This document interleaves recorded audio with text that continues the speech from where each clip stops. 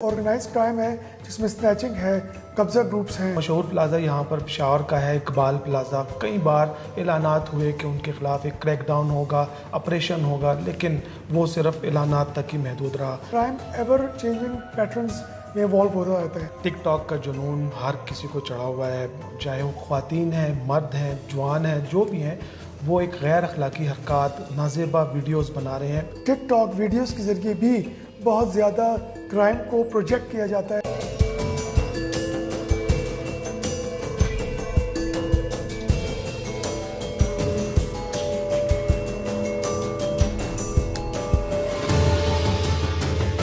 Crime ratio जो है वो कम होने के बजाय मुसलसल बढ़ रहा है। बड़ी एग्रेसिव पुलिसिंग की ज़रूरत होती है जहाँ पर क्राइम जो है वो सर उठा ले। क्रिमिनल गैंग्स, कब्जा ग्रुप्स और जो भी इनके साथ मुलविस लोग हैं उनको एलिमिनेट करना है। हमने उनको सबक सिखाना है। उनके लिए मैसेज यही है कि या तो वो शहर छोड़ के भाग जाएं या फिर वो तैयार हो जाए अपने अंजाम के लिए। आपने बात की कब्जा ग्रुप की और उनको कहा भी कि शहर छोड़कर भाग जाए। कोई फहरिस्त बनी है अब तक कितने कब्जा ग्रुप जो हैं जो पेशावर में इस वक्त सरगर्म है? असले के ज़ोर पर लोगों के मसाइल हल करने के लिए आगे आएंगे तो उनकी बिल्कुल इजाज़त नहीं है। टिकटॉक बजाते खुद कोई ऐसी बुरी चीज़ नहीं है। हमारे वही है कि आप जिस चीज़ को कैसे इस्तेमाल करते हैं ये बड़ा इंपॉर्टेंट है। बिस्मिल्लाहिर्रहमानिर्रहीम, मैं हूं एहसन नवान और आप देख रहे हैं आज डिजिटल। नाजरीन, आज हम उस शहर की बात करेंगे जो कभी अमन और सुकून का गहवारा था, लेकिन न जाने इस शहर को किसकी नज़र लग। हर रोज़ एक ऐसी खबर सुनने को मिलती है कि इंसान ना सिर्फ हैरान बल्कि परेशान हो जाता है। मौजूदा दौर में पेशावर के हालात क्या हैं, ये सब जानने के लिए हमारे साथ मौजूद हैं CCPO पेशावर डॉक्टर मियां सईद अहमद। आइन से गुफ्तगू का आगाज़ करते हैं। सर, बहुत शुक्रिया आपने आज डिजिटल के लिए वक्त निकाला। सबसे पहले आप ये बताएं, पेशावर में अमन व अमान की मजमूई सूरत हाल को आप किस नज़र से देखते हैं? बहुत शुक्रिया आपका एहसन कि आज आपने मुझे मदऊ किया अपने प्रोग्राम में। मैं एक चीज़ आपको वाज़ेह करना चाहता हूँ कि देखिए, पेशावर को आप पाकिस्तान के किसी भी दूसरे कैपिटल शहर से डिफरेंट इसलिए रखेंगे क्योंकि पेशावर के मज़ाफ़ात में न्यूली मर्ज्ड डिस्ट्रिक्ट्स हैं और न्यूली मर्ज्ड डिस्ट्रिक्ट आपको पता है कि ये अभी रिसेंटली कन्वर्ट हुए हैं। तो वहाँ पर जो भी रवायती पुलिसिंग का निज़ाम था जो ट्रेडिशनल, उसको अभी रिसेंटली कन्वर्ट किया गया है। तो उसको अगर आप क्रॉस करें तो अफ़गानिस्तान की बॉर्डर है, तो लिहाजा ये बहुत ज़्यादा एक्सपोज है हर किस्म के ख़तरात को। अब हम मजमूई जब सूरत हाल की बात करते हैं तो दो चीज़ें आपके जहन में होनी चाहिए। एक तो ये है कि ये बेसिकली क्राइम रिलेटेड जो लॉ एंड ऑर्डर है, क्राइम है, और दूसरा है टेररिज्म। आपको पता है कि ये ऐसा शहर है कि जिसने दहशतगर्दी के ख़िलाफ़ जंग में भरपूर फ्रंट लाइन शहर के तौर पर किरदार अदा किए।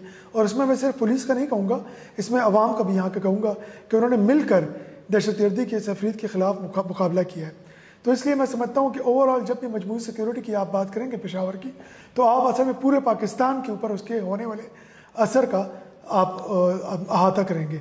मजमूई सूरत हाल ये है कि आपको पता है कि खैबर पख्तूनख्वा में बहुत ज़्यादा सदरन इलाकों में और बॉर्डर के एरियाज़ में दहशतगर्द फितनल खवारिज की तरफ से जो कि भारतीय एजेंट हैं उनकी तरफ से बहुत ज़्यादा अटैक्स हो रहे हैं। वो पुलिस पे भी हो रहे हैं, आर्मी पर भी हो रहे हैं और बाकी तमाम कानून नाफिज करने वाले इदारों पर भी हो रहे हैं। उसी की बुनियाद पर जाहिर बात है कि जो पेशावर के ऊपर होने वाली ओवरऑल सिक्योरिटी है उस पर बहुत ज़्यादा उसका असर होता है। इसलिए हम कोशिश कर रहे हैं कि पेशावर और उसके मज़ाफ़ात में इस सिक्योरिटी सिचुएशन को जो अभी है इसको कम अज़ कम उस लेवल पर ना ले जाया जाए जैसे कि हमारा 2009 में था या 2014 या 15 में ये सिचुएशन बन गई थी। तो ओवरऑल सिचुएशन तो डेफिनेटली टेररिज्म के हवाले से पेशावर के अंदर फ़िलहाल इत्मीनान बख्श तो नहीं है, लेकिन हम कोशिश कर रहे हैं कि इसको ख़राब या बिगड़ने से बचाया जाए। दूसरा जो है क्राइम आपको पता है क्राइम एवर चेंजिंग पैटर्न्स में इवॉल्व होता रहता है। अभी आज से 10 साल पहले मैं यहाँ पर SSPO ऑपरेशन था और जब मैंने CCPO का चार्ज संभाला है तो जाहिर बात है 10 साल के अंदर इसने इवॉल्व किया है। और अब मैं देख रहा हूँ कि बहुत सी ऐसी चीज़ें हैं कि जो कि स्कैटर्ड क्राइम से ऑर्गेनाइज क्राइम में बदल गया है। तो अगर आप देखा जाए तो ऑर्गेनाइज क्राइम है जिसमें स्नैचिंग है, कब्जा ग्रुप्स हैं, और आपने देखा है कि टिकटॉक वीडियोस के ज़रिए भी बहुत ज़्यादा क्राइम को प्रोजेक्ट किया जाता है, बहुत सी इमोरल एक्टिविटीज़ को प्रोजेक्ट किया जाता है और उनको ऐसा प्रोजेक्ट किया जाता है जैसे ये हीरोइज़म है। तो उस चीज़ को काउंटर करना भी बड़ा ज़रूरी है क्योंकि लोग जो हैं वो इसकी तरफ माइल हो रहे हैं। तो ओवरऑल हमारी कोशिश यही है कि जो क्राइम की सिचुएशन है उसको कंट्रोल में रखा जाए और टेररिज्म के जो इम्पैक्ट है थ्रू आउट कंट्री या प्रोविंस का वो पेशावर पे कम से कम पड़े। सर, जैसे कि आपने बात की स्ट्रीट क्राइम के हवाले से, तो पेशावर में अरसा दराज से हम देख रहे हैं छीना झपटी और फिर मुज़ाहमत पर फायरिंग वगैरह। आपको याद होगा कुछ अरसा पहले फॉरवर्ड स्कूल का एक स्टूडेंट था जिसे रेड जोन में स्नैचरों ने मोबाइल भी छीना और फिर बदकिस्मती से उसे फायर करके कत्ल भी कर दिया था।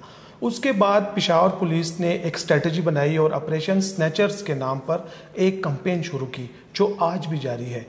क्या वजह है ऑपरेशन स्नैचर्स में जो स्नैचर्स है वो मारे भी गए, ज़ख्मी भी हुए, ज़ख्मी भी हुए सैकड़ों की तादाद में, लेकिन फिर भी क्राइम रेशो जो है वो कम होने के बजाय मुसलसल बढ़ रहा है? देखिए जी, सबसे बड़ी बात यह है कि बड़ी एग्रेसिव पुलिसिंग की ज़रूरत होती है जहाँ पर क्राइम जो है वो सर उठा ले। अब स्नैचर्स जो हैं, चाहे वो व्हीकल स्नैचर्स हैं, मोबाइल स्नैचर्स हैं, वो आपको पता है कि वो एक ऑर्गेनाइज गैंग का हिस्सा होते हैं। तो अगर आप उनके एक या दो एलिमेंट्स को एलिमिनेट भी कर दें या उनको प्रोसिक्यूट कर लें तो उसके बाद भी उनके ग्रुप के बाकी जो साथी हैं वो इर्द गिर्द के शहरों में होते हैं और शहर के अंदर भी उनके कुछ साथी या ग्रुप्स होते हैं। उनको काउंटर करने के लिए हमें चाहिए कि पूरी एक स्ट्रैटेजी बनाएं ताकि हम एक या दो पे फोकस ना करें, बल्कि मेरी फोकस ये होगी बतौर CCPO कि हम पूरे के पूरे ग्रुप को आइडेंटिफाई करें और पूरे के पूरे ग्रुप को एलिमिनेट करें या प्रोसिक्यूट करें with in the ambit of law. हमारी कोशिश ये होगी कि हम CRO को, आपको पता है कि रिसेंटली हमारे IG साहब ने इफ्तिताह किया है, क्राइम रिकॉर्ड होता है उनका तमाम का, तो इंटीग्रेटेड होते हैं ये लोग। तो हम कोशिश करेंगे कि इस इंटीग्रेटेड जो नेटवर्क्स हैं उनको ब्रेक करें और पूरे नेटवर्क को हम ब्रेक करने के बाद एलिमिनेट भी करें। इंशाल्लाह उस स्ट्रेटजी से आपको नज़र आएगा कि क्राइम कम होगा। सर, जैसे कि आपने चार्ज संभाला, आपने अपनी टीम को बुलाया, आप ना कि उनको एक दरबार की सूरत में आपने ख़िताब किया, बल्कि आपने उनको 14 दिन का टाइम दिया कि आप मुझे कोई गाइडलाइंस आपने दी होंगी, क्या आप मुनासिब समझेंगे तो वो थोड़ा सा आप हमारे नाज़रीन को बता दें? देखिए जी, सबसे बड़ी बात यह है कि हमें समझने की बड़ी ज़रूरत है कि जो सुपरवाइजरी ऑफिसर्स का रोल होता है पुलिस के काडर में, वो at the police station level जो क्राइम फाइटिंग है, लॉ एंड ऑर्डर है, टेररिज्म है, वो तो है अपनी जगह, लेकिन सबसे बड़ा रोल ये है कि हमारे पुलिस के जो इख्तियारात हैं उसके अंदर रहते हुए कोई काम करे तो उसको रिवॉर्ड दिया जाए, उसको सराहा जाए और उसको फ्रंट पे लाया जाए। लेकिन जो पुलिस के इख्तियारात का नाजायज़ फ़ायदा उठाए जो पुलिस ऑफिसर्स, तो उनके खिलाफ कार्रवाई करें। मेरे ख्याल में कि बुनियादी तौर पर सुपरवाइजरी ऑफिसर्स का ये मेन रोल है। अगर हम उसको ना करें तो और नाकाम हो जाएं तो आपको नज़र आएगा कि पब्लिक की शिकायत भी बहुत ज़्यादा हो जाएंगी। तो मैंने अपनी पॉलिसी गाइडलाइन में सबसे पहले तो यही बताया कि मैं एज ए सीनियर कमांडर आप लोगों को भी अकाउंटेबल हूँ, लेकिन अगर मैं अकाउंटेबल हूँ तो फिर मैं चाहूँगा कि आपकी अकाउंटेबिलिटी भी उसी तरह ही हो जैसे कि जिस तरह मैंने अपने आप को अकाउंटेबल रखा हुआ है। इसलिए मैंने उनको सबसे पहले तो गाइडलाइन ये दी है कि वो अपना काम ईमानदारी से करेंगे और वो क्रिमिनल्स के साथ मिलने के बजाय उनको काउंटर करेंगे और पब्लिक के साथ मिलेंगे। पब्लिक के साथ उनका रवैया अच्छा नहीं होगा, पब्लिक के साथ वो रवाबित इस्तेमाल नहीं करेंगे तो पब्लिक उनकी आइज़ एंड ईयर्स कभी भी नहीं बनेंगे, क्योंकि पुलिस और अवाम के दरमियान बहुत बड़ा एक गैप है। उस गैप को, ट्रस्ट डेफिसिट को ख़त्म करने के लिए ये बहुत ज़रूरी है कि उनकी तमाम जो इन्फॉर्मेशन है उसको अपने तक रखा जाए और उनके ऊपर अमल किया जाए। अगर हम अमल नहीं करेंगे तो वो फिर अल्टरनेटिव मीन्स की तरफ जाएंगे, और अल्टरनेटिव मीन्स में आपने देखा है कि जरगे के नाम पर लोग बैठे होते हैं, ये आते हैं और ये असले की नुमाइश भी करते हैं और ये कोशिश करते हैं कि जो स्टेट की रिट है उसको चैलेंज करके स्टेट की जो पावर्स है उनको एज्यूम करें। तो सबसे बड़ा चैलेंज तो ये होता है पुलिस ऑफिसर के लिए। दूसरा ये कि मैंने उनको ये बताया कि आपने क्रिमिनल गैंग्स, कब्जा ग्रुप्स और जो भी इनके साथ मुलविस लोग हैं उनको एलिमिनेट करना है। को उसके अंदर कोई भी चीज़ जो है, कोई भी रियायत नहीं होनी चाहिए। हमने उनको सबक सिखाना है। उनके लिए मैसेज यही है कि या तो वो शहर छोड़ के भाग जाएं या फिर वो तैयार हो जाए अपने अंजाम के लिए। सर, आपने बात की कब्ज़ा ग्रुप की और उनको कहा भी कि शहर छोड़कर भाग जाए, कोई फहरिस्त बनी है अब तक कितने कब्ज़ा ग्रुप जो हैं जो पेशावर में इस वक्त सरगर्म है? ये बड़ा अच्छा आपने सवाल किया है। अगर आपको पता चला हो तो पहले स्कैटर्ड होते थे कब्ज़ा ग्रुप्स। स्कैटर्ड इस तरह होते थे कि कुछ लोग इक्का दुक्का अपने इलाकों में ज़मीनों पे कब्ज़े करने में मदद फराहम करते थे लोगों को जरगे की सूरत में। अब जनाब हमने देखा यह है कि बाकायदा एक ऑर्गेनाइज गैंग बन गए और वो कार्टल्स की तौर सूरत में अमल करते हैं और लोगों को इस तरफ ल्योर करते हैं कि लोग उनकी तरफ आएँ, उनकी ज़मीनों को वो कब्ज़ा करें, उनसे सस्ते दामों ख़रीदें और फिर ज़मीनों को कब्ज़ा करें। और उसके अंदर वो कोशिश करते हैं कि पुलिस के कुछ एहलकारों को मिलाकर वो इन चीज़ों को कराएं। ये मैं उनको बिल्कुल क्लियर कर देना चाहता हूँ कि जरगा सिस्टम DRCs हमारी बनी हुई है पुलिस की, अल्टरनेट डिस्प्यूट रेजोल्यूशन के बहुत से अदर तरीके भी हैं जो कि लैंड रेवेन्यू अथॉरिटीज़ ने बनाए हुए। अगर तो वो उनके ज़रिए अपने मसाइल को हल करेंगे तो वेल एंड गुड। जो ये लोग हैं जो बाहर बैठ के असले की ज़ोर पर लोगों के मसाइल हल करने के लिए आगे आएंगे तो उनकी बिल्कुल इजाज़त नहीं है। हमने फहरिस्तें तैयार कर ली हैं और इंशाअल्लाह आप देखेंगे कि बहुत जल्द इन लोगों पे हम ऐसा क्रैकडाउन करेंगे कि ये आपको नज़र नहीं आएंगे इंशाअल्लाह। सर, आजकल टिकटॉक का जुनून हर किसी को चढ़ा हुआ है, चाहे वो ख्वातीन हैं, मर्द हैं, जवान हैं, जो भी हैं, वो एक गैर अखलाकी हरकत, नाजेबा वीडियोस बना रहे हैं। पेशावर पुलिस क्या इकदाम उठा रही है? सुनने में आया एक 2 ख्वातीन टिकटॉकर्स को गिरफ्तार भी किया गया है। देखिए जी, टिकटॉक बजाते खुद कोई ऐसी बुरी चीज़ नहीं है। हमारे वही है कि आप जिस चीज़ को कैसे इस्तेमाल करते हैं ये बड़ा इंपॉर्टेंट है। अब मोबाइल के अच्छे इस्तेमाल भी हो सकता है और बुरा इस्तेमाल भी हो सकता है। ये आपकी बच्चों की सर्वेलेंस के लिए भी हो सकता है, बच्चों से और अपनी फैमिली से रब्ते का भी बड़ा अच्छा तरीका है। लेकिन टिकटॉक आप सयाहत के तौर पे भी इस्तेमाल कर सकते हैं। आप कहीं जा रहे हैं, आप फूड के ऊपर व्लॉग्स बनाते हैं, आप बहुत सी ऐसी अपनी अच्छी एक्टिविटीज़ को प्रोजेक्ट करते हैं। लेकिन इसी टिकटॉक को अगर आप असले की नुमाइश की इस्तेमाल करेंगे, आप नाजेबा हरकत करते हुए वीडियोस बना के मुआशरे के अंदर बिगाड़ पैदा करने के लिए इस्तेमाल करेंगे, हमें उनके ज़ाती फेल पे कोई एतराज़ नहीं है। लोग हमसे पूछते हैं कि शायद हम मोरल पुलिसिंग कर रहे हैं। देखिए, हम मोरल पुलिसिंग नहीं कर रहे। हम चाहते ये हैं कि अगर आपका कोई प्राइवेट अमल है उसको आप पब्लिक में ना लाएं और पब्लिक के ज़रिए उसकी तशहीर ना करें, क्योंकि आपको पता है कच्चे जहन हैं, बच्चों के जहन हैं, वो इन मोबाइल को देखते हैं, नौजवान देखते हैं और वो समझते हैं कि ये चीज़ कोई बड़ी ल्योर करती है, बड़ी कोई अच्छी चीज़ है। उस चीज़ को मना करने के लिए बड़ा ज़रूरी है कि हम लोग ऐसा क्रैकडाउन करें कि ये लोग इस चीज़ को गलत मकासद के लिए ना इस्तेमाल करें। यही वजह है कि हमने रिसेंटली आपने देखा है कि बहुत से ऐसी ख़वातीन के नाम पर बहुत से ऐसे हैं जो हमारे ट्रांसजेंडर्स हैं, उनके नाम पे वो बनाते हैं वीडियोस और वो उनके अंदर नाजेबा हरकत करते हैं। हमारी ख्वाहिश ये है कि वो अपने अच्छे अमल को, अपनी अच्छी चीज़ों को प्रोजेक्ट करें, हमें उन पर कोई एतराज़ नहीं है। टिकटॉक को इस्तेमाल करें, दिल खोल कर इस्तेमाल करें, लेकिन जब भी वो कोई गलत अमल करेंगे और उसके ज़रिए माशरे में बिगाड़ लाएंगे तो माशरे में बिगाड़, चाहे वो हमारा इस मशरकी माशरा हो चाहे वो वेस्ट हो, किसी भी माशरे में उस चीज़ की इजाज़त नहीं होती। सर, ख्वाजा सराब हमारे माशरे के लिए नासूर बनते जा रहे हैं। उनके डेरों पर जो क्रिमिनल लोग हैं वो वहाँ पर मौजूद रहते हैं, स्नैचिंगें करते हैं, फिर रात को वहीं पनाह लेते हैं। जिसका मशहूर प्लाज़ा यहाँ पर पेशावर का है, इकबाल प्लाज़ा। कई बार ऐलानात हुए कि उनके ख़िलाफ़ एक क्रैकडाउन होगा, ऑपरेशन होगा, लेकिन वो सिर्फ ऐलानात तक ही महदूद रहा। क्या आप बतौर CCPO ख्वाजा सराओं के जो डेरे हैं वहाँ पे जो गैर अखलाकी हरकत और गैर अखलाकी सरगर्मियाँ होती हैं, कुछ क्रैकडाउन का इरादा रखते हैं?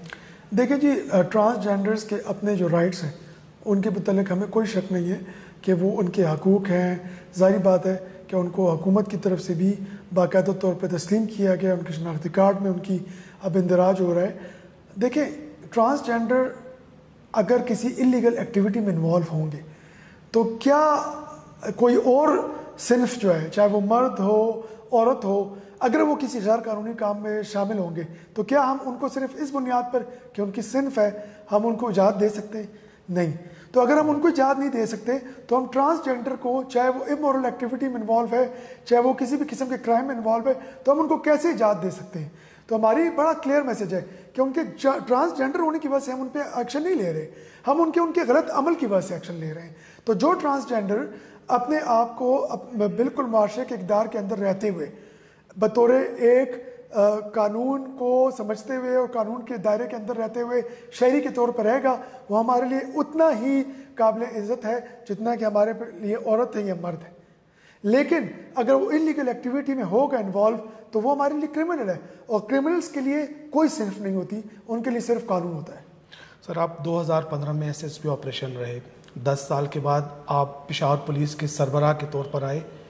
क्या तब्दीली देख रहे हैं अब इस 10 सालों में? पेशावर तब्दील हुआ है, कुछ चेंजेस आई हैं इसमें? देखिए, आप ये देखें कि जब मैं 2015 में SSP ऑपरेशन था तो उस टाइम पे हमारे लिए टेररिज्म का बहुत बड़ा एक इशू था, और वो इशू ये था कि क्योंकि APS का वाक़या हुआ उसके बाद मेरी तैनाती हुई थी, तो हमारे लिए बहुत बड़ा चैलेंज था कि हम स्कूलों को सिक्योर करें, हम कहीं भी बच्चों को सिक्योर करें। और उसके अलावा आपको पता है कि उस टाइम पर पब्लिक प्लेसेस में धमाके होते थे और उन धमाके की वजह से बहुत ज़्यादा जानी नुकसान होता था, आम आवाम का भी होता था। अभी हमने देखा है कि कुछ पैटर्न जो है वो टेररिज्म का भी बदला है और वो कोशिश करते हैं कि वो टारगेटेड किलिंग करें लॉ इन्फोर्समेंट एजेंसीज की, पुलिस की। तो एक पैटर्न जो है जो टेररिज्म का वो चेंज हुआ है। उस पैटर्न के चेंज होने की वजह से पब्लिक के हवाले से तो कोई चीज़ों पे हमें ये है कि कुछ सिक्योर हुई हैं, लेकिन जो लॉ इन्फोर्समेंट के इदारे हैं, जो पुलिस है, उसमें हमें मोहतात होके टारगेटेड ऑपरेशंस करने की बड़ी ज़रूरत है। तो एक तो ये हमारे लिए एक इमर्जिंग चैलेंज आया है। दूसरा ये कि क्राइम के हवाले से मैंने आपको बताया कि क्राइम पहले स्कैटर्ड था, तो अभी ऑर्गेनाइज क्राइम जो गैंग्स हैं, उन गैंग्स को की प्रोटेक्शन के तहत वो क्राइम हो रहा है। तीसरी एक बड़ी चेंज ये आई है कि सोशल मीडिया और डिजिटल मीडिया ने बहुत ज़्यादा इवॉल्व किया है विद इन 10 ईयर्स। तो अब जो भी क्राइम हो रहा है उसके अंदर डिजिटल और सोशल मीडिया की इन्वॉल्वमेंट हो रही है। लिहाजा पुलिस को भी अपने पैटर्न्स को, अपनी इन्वेस्टिगेशन को और अपने ऑपरेशनल कैपेबिलिटीज़ को बदलना पड़ेगा और अब हमें उसी तनाजुर में जाना पड़ेगा जैसे कि क्रिमिनल एक्टिविटीज़ बदल रही हैं। उसमें हमें use of modern technology, drone technology, surveillance, location और ऐसे तमाम हमें इक्विपमेंट्स को लाना पड़ेगा ताकि हम क्राइम फाइटिंग में और टेररिज्म में जब हम काम करते हैं तो हम उनकी जिस तरह वो काम कर रहे हैं अपने लिए नए नए जिद्दत ला रहे हैं तरीक़ों में, हम उन तरीक़ों को काउंटर भी करें, बल्कि हम उनसे आगे जाके उनकी उन तमाम स्ट्रेटजीज़ को नाकाम बनाएं। सर, आपकी टीम में तकरीबन 11 IHC जो है वो SHOs है। माजी में यही कहा जा रहा था कि सीनियर्स का इस्तेसाल हुआ है, जूनियर्स जो है वो फ्रंट लाइन पे है। आपकी पॉलिसी क्या होगी? क्या इसी टीम के साथ चलेंगे या आप सीनियर्स को वो मकाम देंगे? देखिए जी, सबसे बड़ी बात यह है कि हमने देखना है कि प्रोफेशनल कैपेबिलिटी क्या है ऑफिसर की। सीनियरिटी बहुत ज़रूरी है कि हम मेरिट की बुनियाद पर जब भी तैनाती करते हैं तो उसके लिए सीनियर होना बहुत ज़रूरी है। हमारे पुलिस रूल्स के मुताबिक भी एक senior officer sub inspector level तक ही SHO होता है।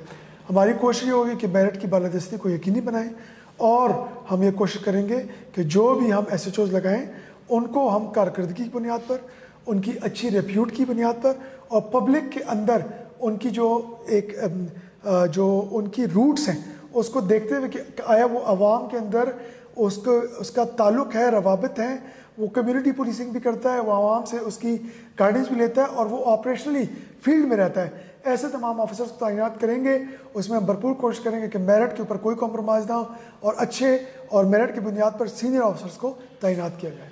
सर, आखिर में अहले पेशावर के लिए आप क्या पैगाम देना चाहेंगे? मेरी अहले पेशावर से एक दरख्वास्त है कि आप लोगों ने दहशतगर्दी के ख़िलाफ़ बहुत बड़ी कुर्बानी दी है और आप लोगों ने पुलिस के साथ खड़े होकर इस शहर को, इस सूबे को और इस मुल्क को बचाने के लिए अपने जान और माल की परवाह किए बगैर कुर्बानी दी है। मेरी उनसे रिक्वेस्ट ये है कि आप इस कुर्बानी को बिल्कुल ज़ाया ना होने दें और हमारे पुलिस वालों के ऊपर एतमाद करें। मैं बतौर CCPO कमांडर के आपको इस बात की यकीन दिलाता हूँ कि इंशाअल्लाह ताला पेशावर पुलिस आपकी खिदमत के लिए, आपकी प्रोटेक्शन के लिए और आप लोगों को सिक्योर करने के लिए हम अख्तियार है और इंशाअल्लाह ताला जहाँ भी हमें मौका मिलेगा मैं बतौर CCPO भी आपके लिए हाज़िर हूँ, चाहे वो सोशल मीडिया के ज़रिए हो, चाहे वो मेरे मोबाइल के ज़रिए हो या मेरा दफ्तर हो। इंशाअल्लाह ताला हम मिलकर इस मुआशरे को गंद से पाक करेंगे और आप लोगों की मदद की मुझे बहुत ज़रूरत रहेगी इंशाअल्लाह। बहुत शुक्रिया सर। जी नाज़रीन, जैसे कि आपने CCPO पेशावर की गुफ्तगू सुनी, हम दुआ गो हैं कि हमारा पेशावर दोबारा अमन का गहवारा बन जाए। अगले प्रोग्राम तक इजाज़त दें और देखते रहिए आज डिजिटल।